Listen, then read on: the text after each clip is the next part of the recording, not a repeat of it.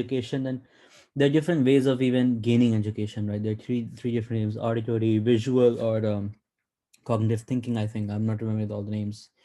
So you have to understand what type of learner you are. Do you learn this way? Do you learn that way? Do you learn the other way? Then in the career, you have to understand yourself and figure out what you want your career to be. Do you want to be a pilot? Do you want to be a computer scientist? Do you want to be a chemical engineer? Do you want to be this or you want to be that?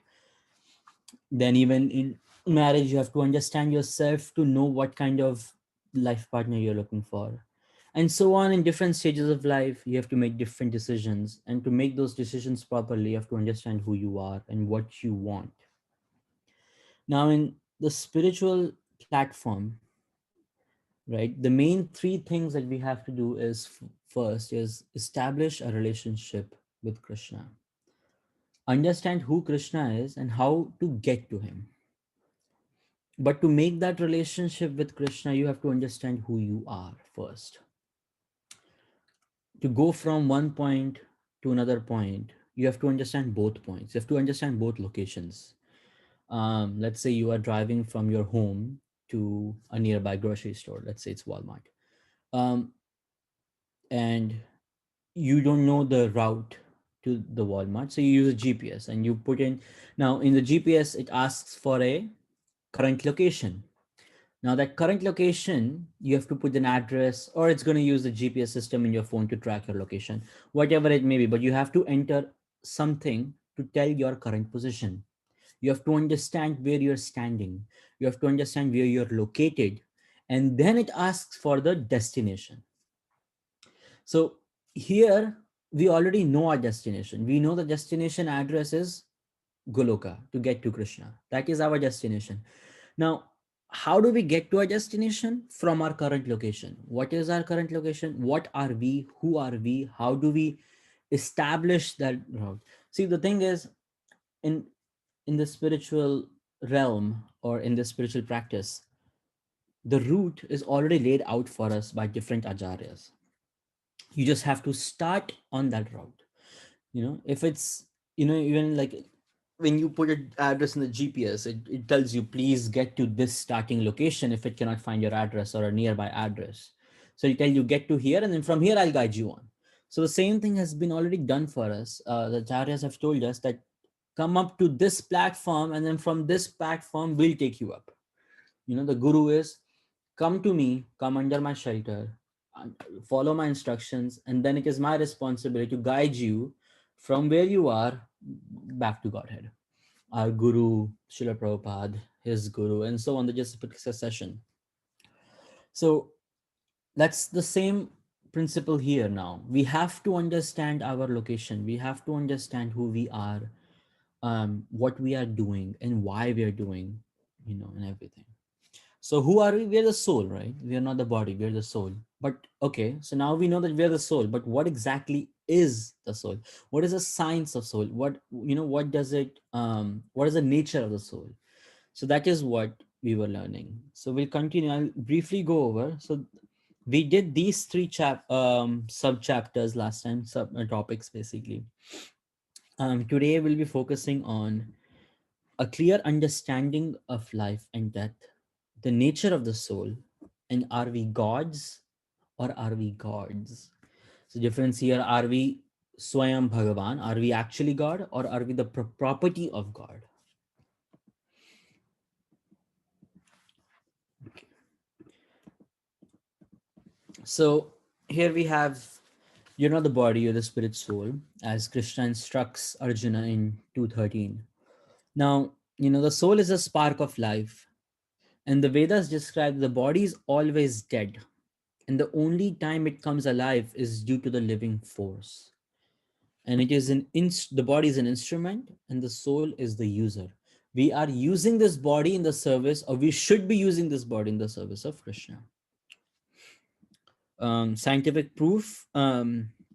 What is the proof of soul? Well, to gain the answer to such questions, we need the right tools and instruments, because soul is not matter. It is something beyond. It is transcendental. It is also Satchid Ananda. We'll go over what that is.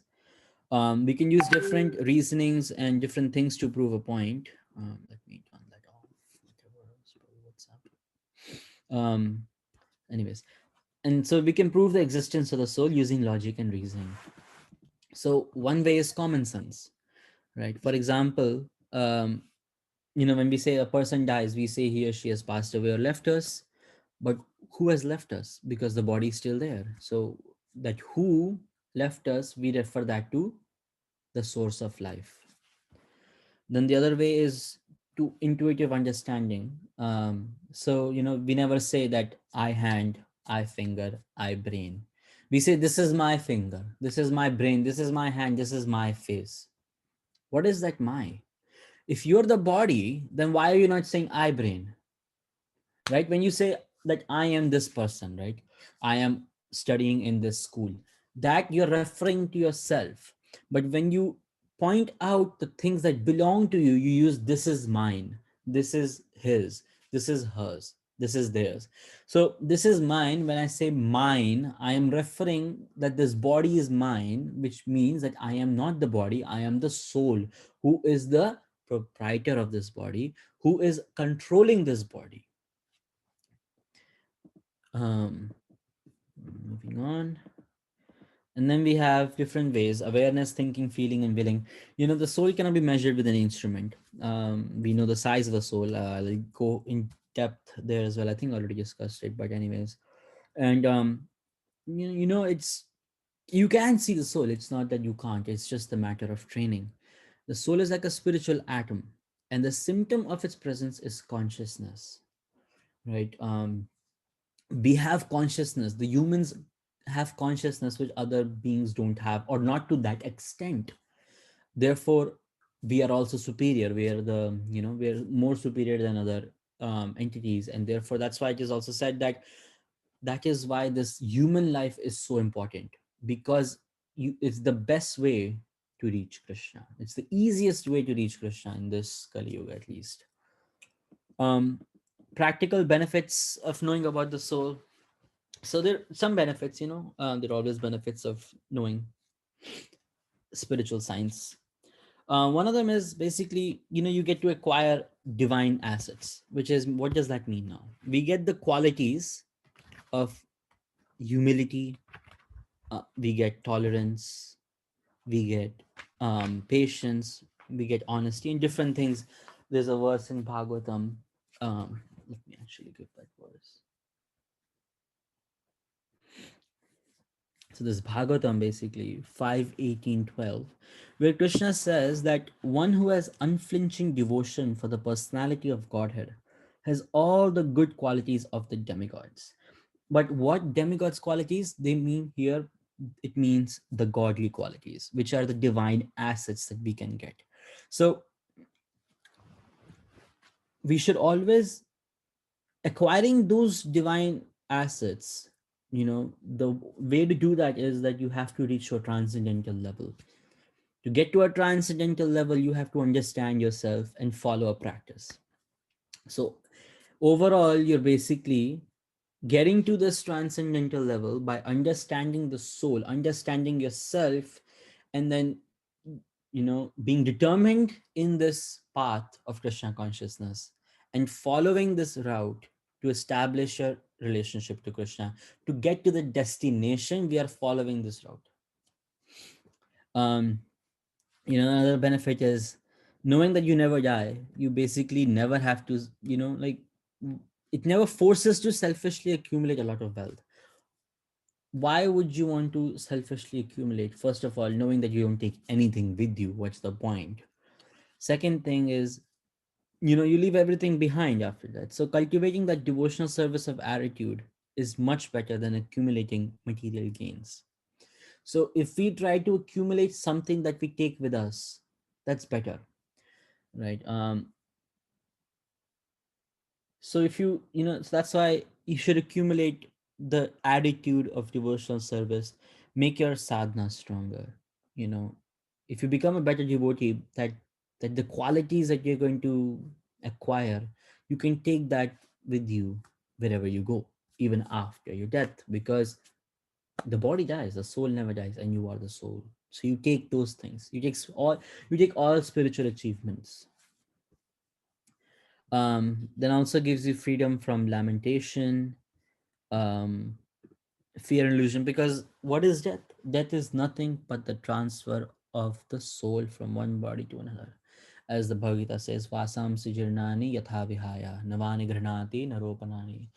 So what that verse is saying is basically that the soul passes from one body to another, just like how we change our clothes, how we change the material objects. For example, you have a phone today, after a few years, a new phone much better than what you have will come out, and you're going to switch over. You're going to be, okay, this phone is now rubbish, I can throw it away or do whatever I want and get a new phone. You change the phone without thinking twice.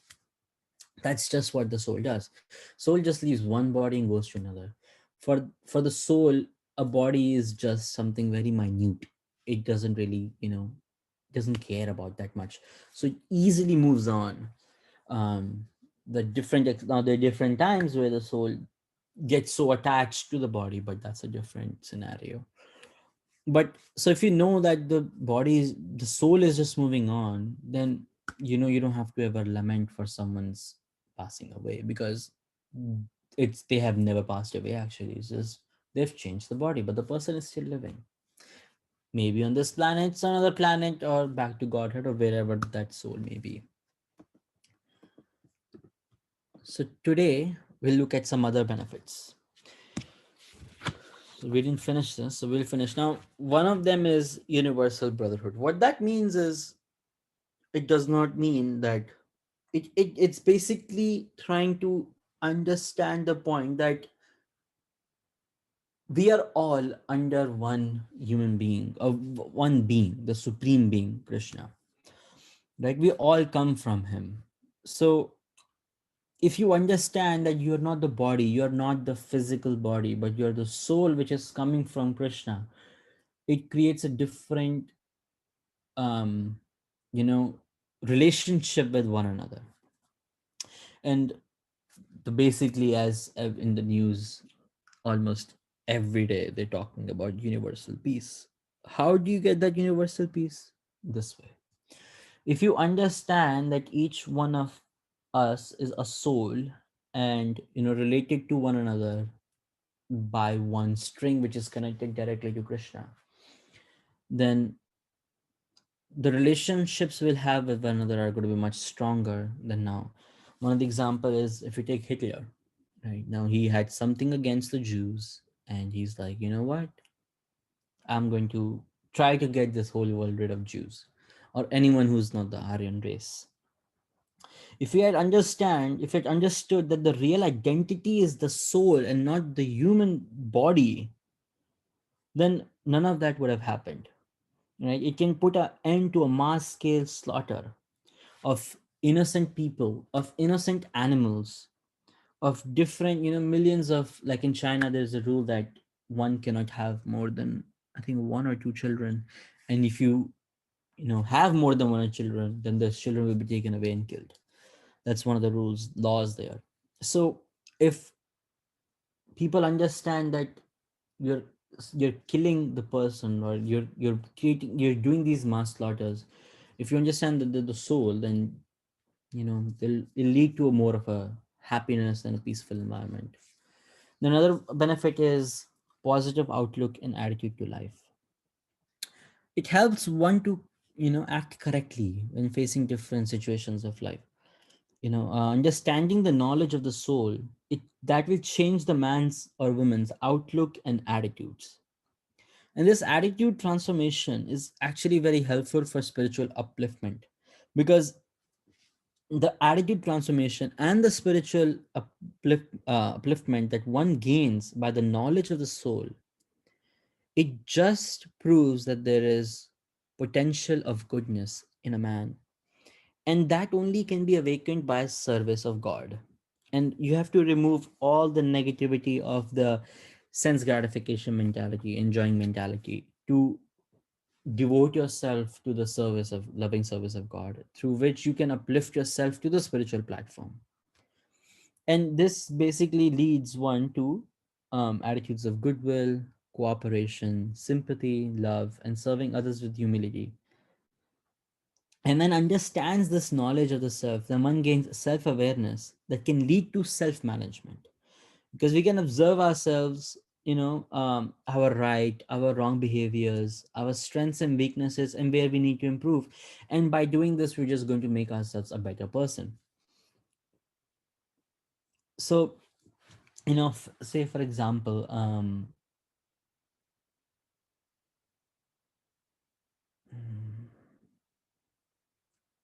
sorry, I lost it thought.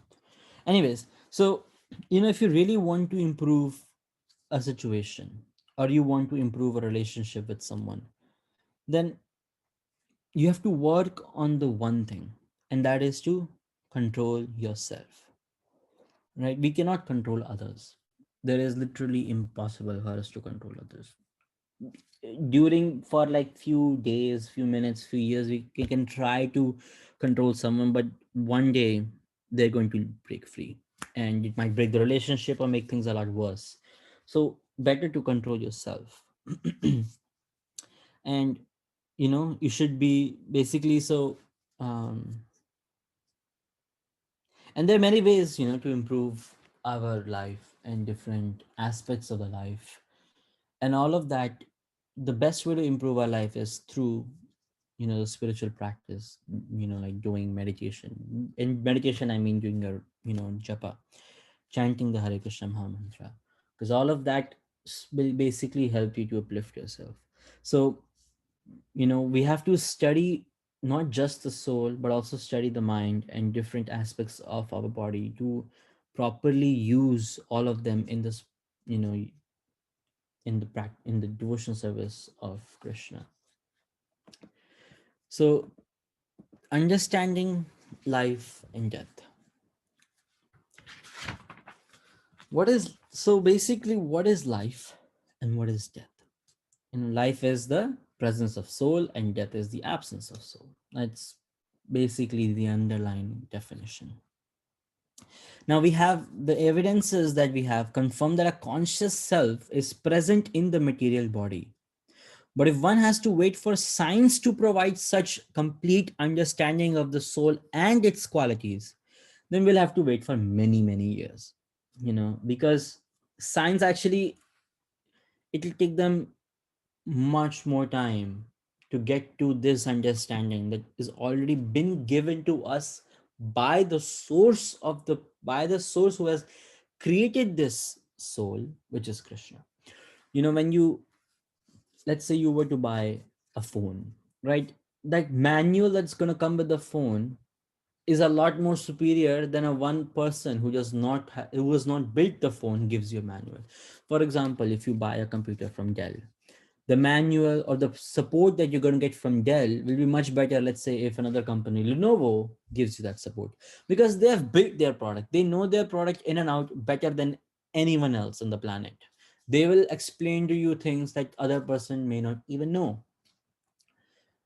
So when we have this understanding of who we are directly from the person who created us, Krishna, then why are we relying on scientists who are not even capable of understanding a single point of where matter comes from? Scientists even today have not been able to explain how this world was created. All this is the Big Bang theory, because they have nothing better to say. Now, some scientists have actually, in a way, don't believe that it's true, but the majority of scientists are like, the world was created with the Big Bang. That is not true, because we discussed in previous chapters that a bomb, for example, if you take, does not create anything good, it only destructs. So, Big Bang would be just destruction, not construction. Um, so, why should we rely on such people who don't have a clear understanding? And that's why we can get this clear understanding from scriptures without any mental speculation. Scriptures do not have any mental speculations. In the last chapter, we studied what Vedas are and how Vedas or the scriptures are much more superior than anything, because they are free from any mental speculations. They are free from any of the what's it called, defects that we have. So when something is so pure and authoritative, why don't we follow that instead of relying on other things? So we looked at few verses, but we'll go again. So this is from 217. And what this verse is basically saying, that which pervades the entire body, you should know to be indestructible. No one is able to destroy that imperishable soul. So here Krishna is explaining to Arjuna what is soul. Arjuna has raised a point that why am I killing all these people? They are my friends, they are my relatives, they are my grandparents, and so on. And why am I? Why Krishna? Why are you forcing me to kill all these people? So Krishna is explaining to them that Arjun that you are not killing anyone, because these people are not the body, they are the soul. So how can you kill? And you cannot kill the soul. So first of all, stop lamenting that you're killing anyone. So that is what Krishna is trying to explain, because we know there's a verse also, I'm forgetting, in the Gita, but it says that the soul cannot be burnt by fire, the soul cannot be drowned by water, the soul cannot be cut into pieces, and so on. Some couple things. So the point is that the soul never dies. Soul never dies, it's always alive. So in that we say that I am 20 years old, that is not you, that is the body is 20 years old, because you are basically unlimited. You've been alive for many, many, many lifetimes, many, many yugas, many, many, I don't even know, many kalpas. Kalpa is the biggest actually amount of time that one can calculate. Um, so we've been alive for long, and our age meaning the soul's age is cannot be calculated, not mathematically calculated. It's impossible.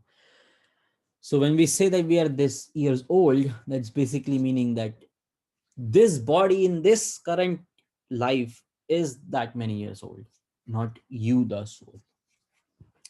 um then the 220 says that basically for the soul there is neither birth nor death at any time. He does not come into being, not does not come into being. Sorry, he has not come into being, does not come into being, and will not come into being. He is unborn, eternal, ever existing, and primeval. He is not slain when the body is slain. So he's unborn. What does that mean? You know, in the forms or anything you fill out, they ask for date of birth. But here Krishna says that the soul is unborn. So what is that? It is the body that took birth. It is not the soul.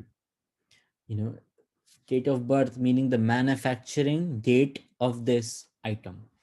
If you buy, let's say, some spices or anything from the grocery store, it's going to have a manufacturing date and an expiry date. Best before June 22nd, 2021, manufactured in, let's say, September 15th, 2017. So it has a 3-4 year lifetime. So these things are given to us. Now, we know our manufacturing date. Sorry, we know the body's manufacturing date, but we do not know the body's expiry date. That only Krishna knows. So we'll leave that to him, because he has in the end he's using us, and he knows when to use us best before that date. Now, so getting back to the point, you are not unborn and you are not born. You don't come into being because you're always there. So it's not come into being meaning it's not like one day you just like appeared, right? It's not like that. We are always been there. Um, then there's another verse which is besides these, O mighty armed Arjuna, there is another superior energy of mine which comprises the living entities who are exploiting the resources of this material inferior nature. So we have to understand this point that first of all, we are a superior energy, right? We are not inferior energy. We are superior energy of Krishna.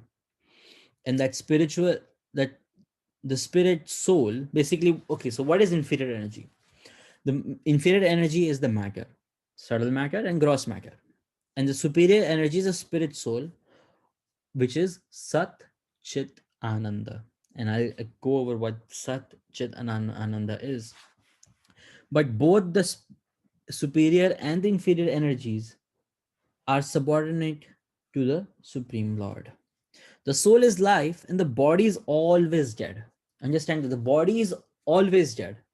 The only time it comes alive is when the soul is in there.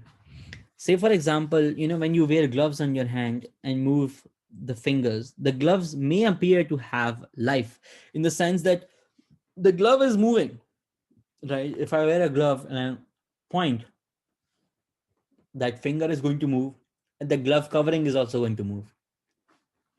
Similarly, the soul moves the body. The body is like the glove covering the soul.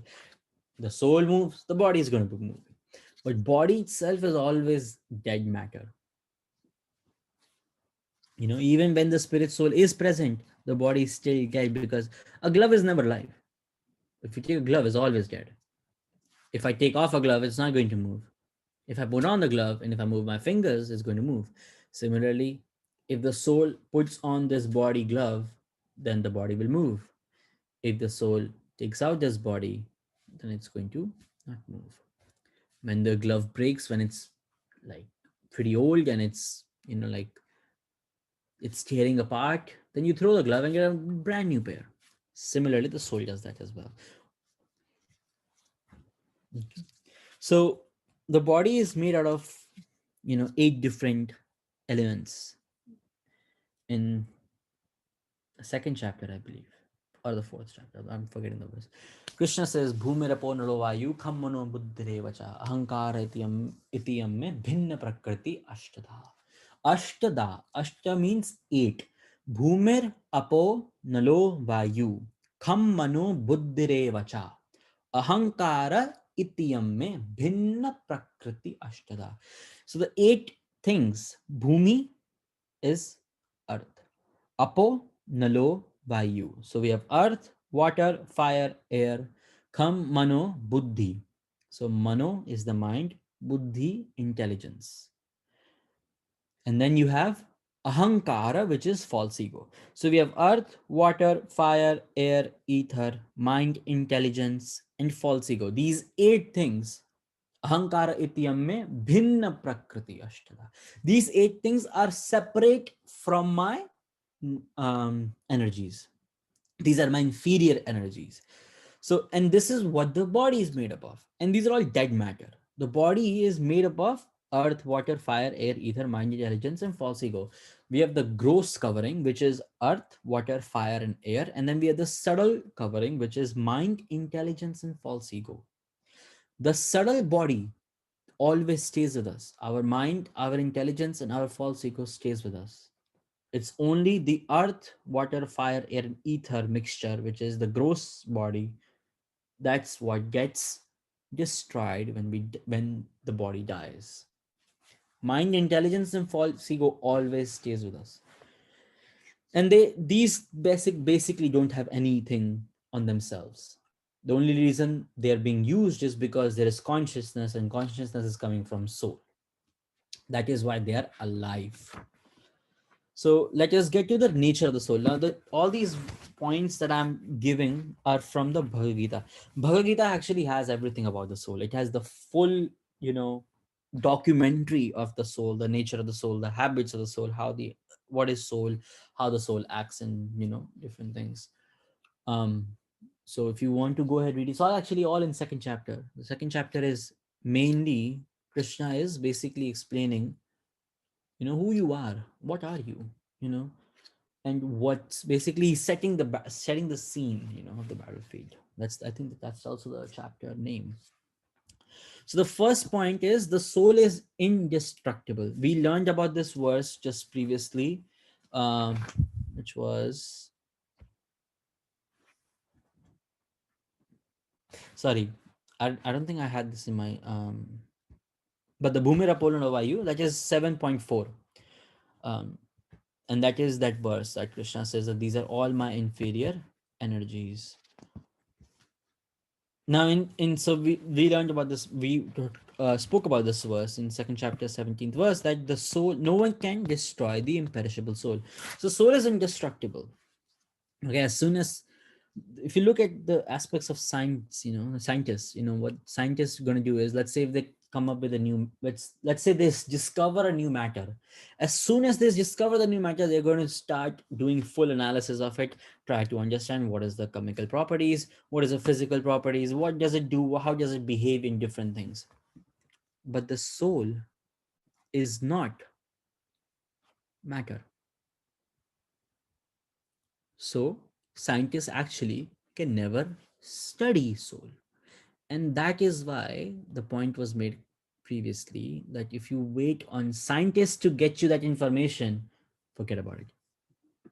Million of, the thing is said million of years, but it's actually not million of years. It's going to take, it's unlimited, because they can never understand something that is not matter, especially in this material world. We are with discovering, and we are limited by our senses. Therefore, we can never understand something that is beyond this covering of earth. And the verse that I was mentioning about, that the soul cannot be cut, that's 2.23. The soul cannot be cut to pieces by any weapons. It cannot be burnt by fire. It cannot be dried by wind, nor can it be moistened by water. You all must know the story of Hiranyakashipu and his boon that he asked, the infamous boon that he asked from Brahma. Like, I must not die in the day or the night, nor by this weapon, nor by that weapon. And huge boon he asked. He was asking for the body, because the soul can never die. The soul neither dies in the day nor the night. The soul neither is, cut by any weapon. It cannot be, it cannot die in the air or on land. So all these boons that he asked were for saving his body, whom he thought that he is the body. He did not think that I am the soul. He was covered with false ego, and his intelligence had been corrupted. So he was not able to understand that the boon he's asking is not for himself, but for the body that he's using. And therefore, that no matter how smart you do, Krishna will outsmart you very easily. And he died. His body died. The second point, the second nature of the soul is that the soul is an individual. Each soul is a separate individual with separate consciousness. It has its own mind, own intelligence, and own false ego. It is, um, you will be aware of your own body, of your own mind, of your own intelligent false ego. However, I cannot perceive or even come near what you are going through or what you are understanding. It's not possible. For example, if someone has a headache, I cannot perceive your headache, or I cannot know what you are thinking. You know, um, if there is nothing known as mind reading, because it's not possible. You cannot read someone's mind. The people who say that I can read minds, what they do is they're studying your behaviors, the body's behaviors and the nature of you, and trying to make a guess of what you would do in a certain situation. But they can never get to the exact thing that your mind is going through. It's impossible. The third point is that a soul has form. Soul is not some impersonal light, or it's not void, as the Mayavadis very greatly say, that we're going to merge and all that stuff. Um, that's not nothing. That's not true. The soul is Sat Chit Ananda. What is Sat? Sat is eternity, meaning soul is always eternal. Second point, Chit, knowledge. Soul is full of knowledge. It has all the knowledge you ever need. Soul is very knowledgeable. And the soul is always in bliss, always in happy. It is always in Ananda. You experience Ananda, you experience happiness because the soul already has happiness. You know, Now for knowledge, the soul knows everything, be it mathematics, history, anything, right? Any topic you're studying in school, soul knows all the languages. The point is that you just have to awaken that portion. You have to get that knowledge from the soul and put it in the body's memory. And to do that, you need someone to guide you, which is a teacher in school.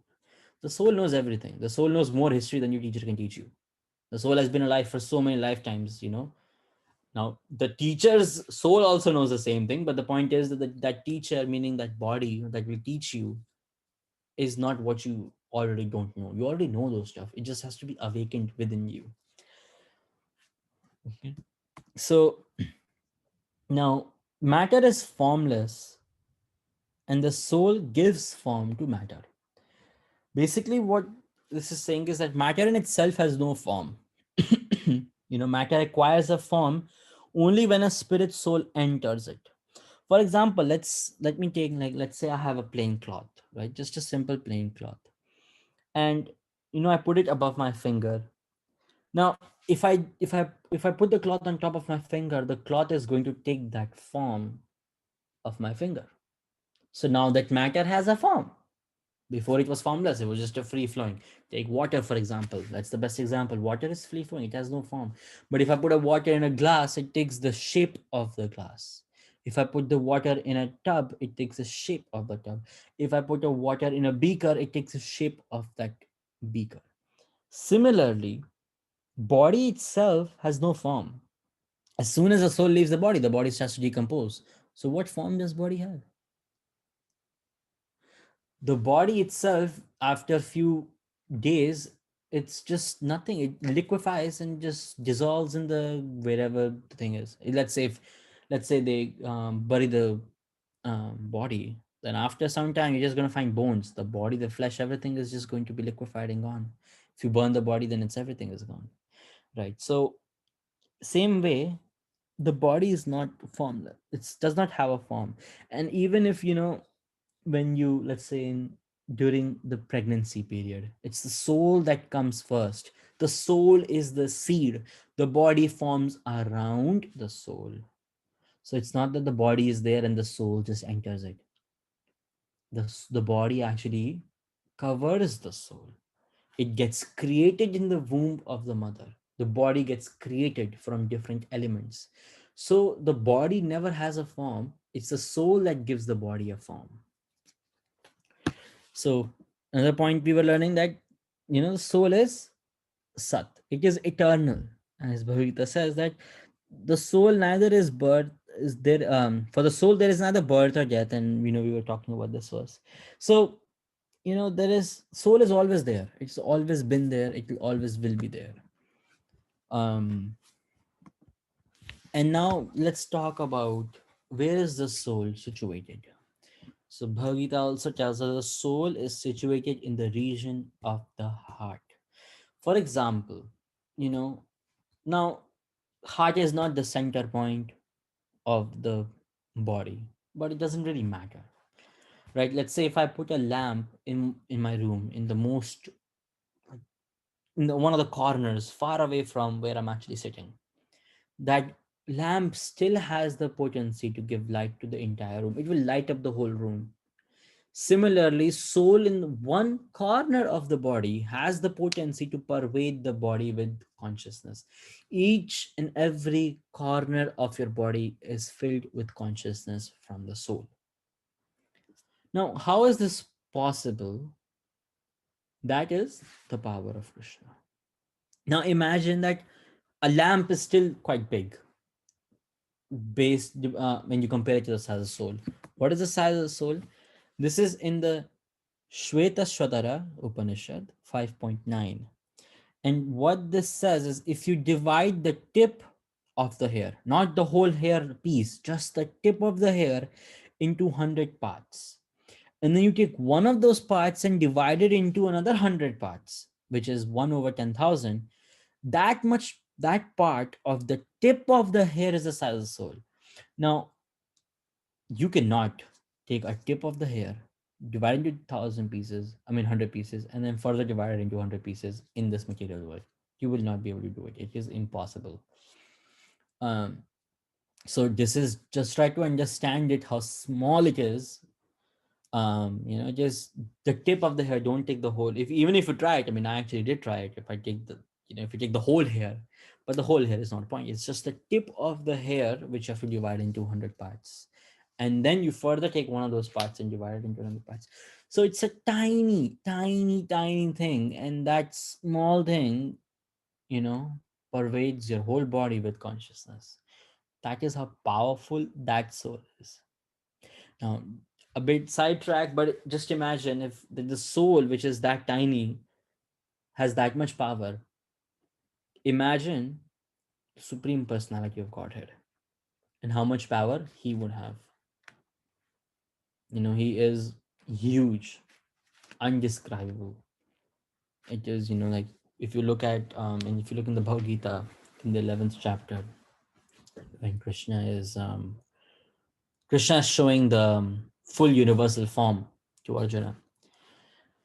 And first of all, Arjuna is bewildered to see the size. It's huge. It is basically crossing the layers of the earth and keep going further and further and further.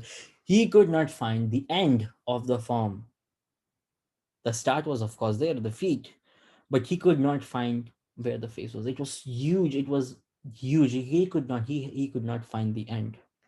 Now, of course, he had the Divyadrishti, which he was able to look at Krishna, but that Virat Roop, you cannot really look at it. Um, so before we end, this is, I think, one of the last points. That are we gods, or are we gods? Are we the property of God? What is God? God, by definition, is supremely independent and is never controlled. He is a supreme controller. In the Ishopanishad, the word Isha is used to describe the supreme Godhead controller. Ishwar. Ishwar means the one who controls everything is Ishwar. So Isha means controller. So if now, none of us are, Mayavadis, let's say. Let's take example for Mayavadis. These are the funniest people I know on the planet of Earth. Because their claims are so stupid that if you hear them, you're going to laugh. So Mayavadis say that I am God, you are God, everyone is God. But when they get, let's say, a toothache, it controls them so much that they cannot do anything about it except be in pain and cry in pain. Hold up. If you are God, then why are you having pain? Another example, let me give you. I was actually hearing this just a few days ago. There is this guy. He is Nityananda Prabhu, some fake person. And a boy asked him that, can you read with your eyes closed? And this guy, Nityananda, of course, this is not Nityananda Mahaprabhu. This guy is horrible. His answer to this question was that when I close my eyes, I can see the whole universe. So how can I focus on a book? If you are God, he claims himself to be God. If you are God, why are you having such limitation? If you are God, you can read the tiniest thing and still focus anywhere you want. If you cannot do that, then you're not God. So the point is, Krishna says the living entities are a superior energy. We are conscious. Material energy is not conscious. Okay. When humans manipulate matter for their own selfish enjoyment, then the material energy dominates and makes them suffer. We are cutting trees, we are manipulating the nature for our own good to get houses. What's the effect? Global warming, greenhouse gases, so many different, new diseases that are coming because of that. And Krishna himself says in the Bhagavad Gita, where he says that in what was it? Let me get it real quick. Yeah. So, in 7.5, he says that we are exploiting the resources of this material inferior nature. Now, keep in mind that even though it is inferior, it is still the nature of Krishna. So if we exploit it too much, then this material energy is going to dominate and make us suffer. One example of COVID, you can see, due to COVID, people not going out, less pollution. One river, I think it was Ganga, I think. It has become more clean than ever. It is one of the cleanest rivers in India now. I think it's Ganga or Yamuna. I don't know which one. It's reading in the news. That is just due to COVID. So the nature is now attacking back and fixing the errors we have made. Glaciers are not melting now for some time, of course. They're going to keep melting because now COVID is going to go away. Vaccines are there. We're still going to go out and start exploiting the nature again. So these kinds of things will happen. Um, Nature will attack and the bring back the balance that it needs to be there, and that is Krishna's doing, right? He is going to control everything in the end. No matter what you do, he's the controller. So the conclusion is that the superior spiritual energy can have some control over the inferior material energy, only some, and that is also limited. But we have forgotten that although we are superior to matter, we are still subordinate to God. No matter how much you control this nature, you are still under God. You are not above God. You are not God. And so that the superiority is being misused to exploit matter for sense gratification. And this is the cause of our suffering. So this is the conclusion. And you really have to understand this, that, you are the soul, and you are, yes, you are superior to the material energy, but you are still subordinate to God. So now that we have understood ourselves to some extent, because this goes a lot more in deeper, which I'll not be going over this course, but now that we have partially understood ourselves, we need to start working on our relationship with Krishna. We have gotten our address. We have gotten our address of where we live, where we are. Now we should follow the path and get to our destination. So I'll end here. If anyone has any questions or comments, anything, um, please go ahead.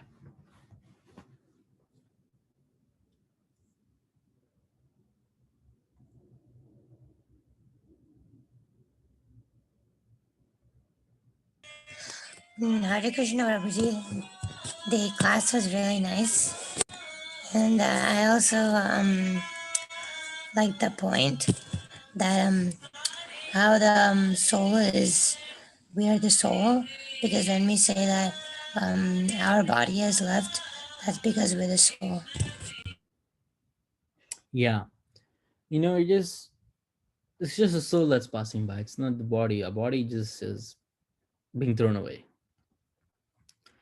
But that does not mean that you don't care about the body, because don't forget that to do devotional service, this body is very valuable. If your body does not, if you don't take care of the body will not support you. You'll get weaker and you will not be able to do devotional service.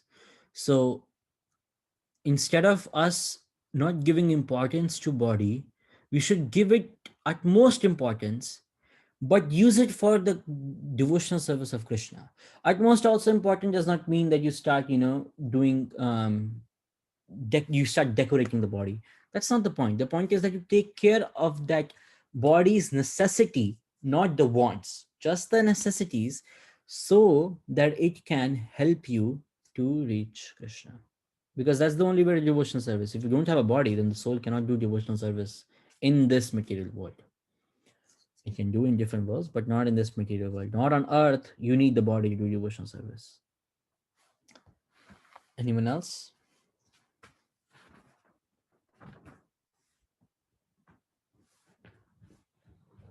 Okay. So before I end the call, actually, there is. Yeah, go ahead. Sorry. I just wanted to add, um, I guess, a realization, you could say. Because when you mentioned the body should be used in Krishna's service, Prabhupada also mentions that the living entity, their natural instinct is to serve, only serve. It's very hard. Whether you're serving your family or friends, the instinct of a living entity is to serve. And that's how we're designed. So we're designed to serve Krishna, but we've actually strayed away from our actual position. And we don't understand what this body is for. And that's why we're never satisfied in the world. I've noticed, no matter how much money you have, even if you have all this money, the money is instinct to serve others. Use this money to do, maybe pay for your kids, pay for your family, pay for your mom, father, whatever. And so anyways, yeah, even with your own body, you'll never be satisfied. And because your body is your body is used to serve, like, you know, so serving is like the instinct of a human being. And like, why not use that instinct to serve Krishna, and then you'll be satisfied. Exactly. The whole, yeah, exactly. The whole nature of our body, of our soul, the main nature of the soul is to serve. The soul is going to use anything it can to serve Krishna. The soul is already, what's the word? The soul is already delivered. It is already, it's coming from Krishna. It's already Krishna conscious. It is actually the subtle layer of mind, intelligence, and false ego actually that controls our actions. You The soul is the inner core, but above that core you have the subtle, and then you have the gross. So the soul is already, already knows everything, is Satchidananda, but that layer of subtle body actually covers that ananda, and to get that bliss, get that knowledge, get that eternal thing, you have to break open the subtle body with Krishna consciousness. But yes. Yes, also, even if you're not serving the others, even if you think you're serving yourself, you're serving your senses materially. Yeah, but yes, in a way that is service, but that service is pointless. Yes. Right? That serve, that if you serve yourself, there's example. I'm forgetting the example, but it's a very good example. It's like, like clarified butter, ghee. Serving yourself is like putting ghee in sand. It has no benefit whatsoever. It will not give you anything. It's not that if you put ghee in sand, something's gonna come out, have a chemical reaction, you're gonna get a diamond or a crystal or whatever. No. Serving yourself is like pouring something very valuable in sand. That's going to be a waste. You can rather use ghee to, make some prasad for some bhoga for Krishna instead of pouring in sand. That's a waste. So now that there's a difference in serving yourself versus serving your Krishna and versus serving your family members. Because if your family members are also, devotees, then serving them is serving devotees, which is our ultimate goal. We should never serve Krishna directly. We are not qualified to serve Krishna directly. We have to serve Krishna through his devotees, and his devotees are like family members, right? If our family members are devotees, then they're devotees and we should serve them no matter what. So we should not serve Krishna directly. We should serve Krishna through his devotees, through the disciplic succession, and we can go above that. So I'll end here. It's already past our time. But before I end, there is a activity. If you guys want to do it, I'll send it in the group. It's basically a poem, and this poem is basically has a word bank. There are multiple words, and you have to fit the words to create that poem, but also to basically have a message. So I'll send it out in the group. If you guys want to do it, you are more than welcome. You don't have to do it if you don't want to. It's just a different activity I thought we could go to. And if people who did it, we can discuss it in our next class. So I'll end here. Srila Prabhupada ki jai. Bhagavad Gita ki jai. Panchakalpatarubhyascha kripa sindhu पतितानां पावनेभ्यो वैष्णवेभ्यो नमः. Namo Namaha. Ananta Thank you very much, Prabhuji. Hare Krishna. Hare Krishna.